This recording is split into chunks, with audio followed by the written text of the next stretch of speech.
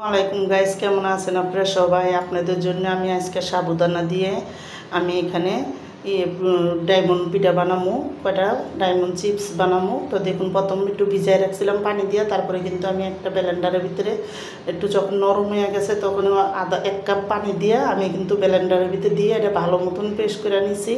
আর নিয়ে কিন্তু দেখুন একটা জালি দিয়ে ভালো করে চাইলা এখানে আমি প্রথম 2 কাপ পানি দিছি, তারপরে কিন্তু আমি আরও 6-7 চামচ পানি দিছি মেজারমেন্ট কাপ দিয়ে স্বাদ মতন লবণ দিছি, দিয়ে কিন্তু চুলাটা জ্বালাইয়া এখন আমি ভালো মতন বারবারে লাইরা তারপরে কিন্তু আমি এটা ভালো করে রান্না করে নিব।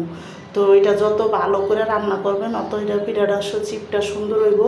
তো চুলার আঁচটা মিডিয়ামে রেখে কিন্তু আমি সুন্দর করে এটা কিন্তু অনেক ভালো করে জাল দিব।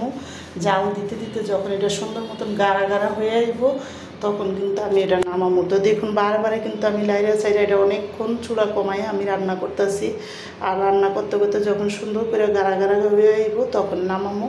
তো দেখুন ভালো করে গাঢ়া গাঢ়া হয়েছে পরে আমি নামাইয়া ঠান্ডা করে একটা বাটির ভিতরে নিয়ে দেখুন আমি এখানে ফুড কালার দিয়ে দিলাম। তো ফুড কালার দিয়ে আমি কিন্তু দেখুন 2 রকমের কালার দিয়েছি, এটার ভিতরে দিয়ে একটা সুন্দর কালার তৈরি করছি কইরা কিন্তু এখন দেখুন আমি এই বাটিটার ভিতরে একটা কালার মিলাইলাম আর একটা ইয়ার ভিতরে সুন্দর করে আমি নিয়ে নিব এখন। তো আমি যেটা দিয়ে বানাবো দেখুন একটা কালার এখানে নিছি আর একটা সাদা কালার দিয়ে সুন্দর করে বানাইতেছি। তো এইভাবে করে আমি সব ডিজাইন করে করে এটি বানাবো।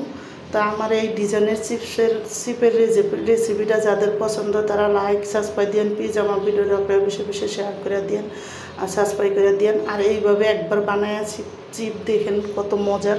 তো দেখুন আমি হর কালারের ডিজাইন করে করে কিন্তু আমি এখানে সবটি চিপ বানাবো।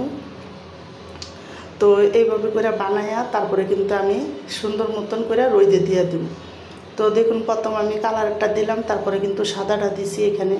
তো আমি কালারটার উপরে একটু সাদা দিয়ে দিছি যাতে দেখতে সুন্দর লাগে একটা করে। তো আমি এইভাবে করে কিন্তু সবটি বানাই নিব চিপ বানাইয়া তারপরে কিন্তু আমি এটি সব সুগার দিতে দিয়ে দেব।